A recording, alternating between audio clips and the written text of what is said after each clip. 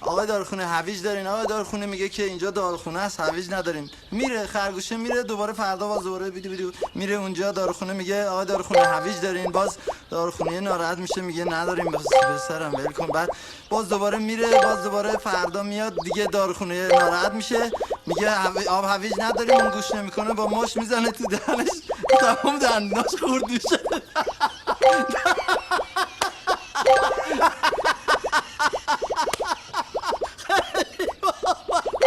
نه آخرش باز ببخشید فرداش دوباره خرگوشه میره تو همون داروخونه میگه که ببخشید آقای داروخونه آب هویج دارین؟ چون من دیگه هویج که نمیتونسته بخوره، گفته آب هویج دارین؟ دندوناش ریخته.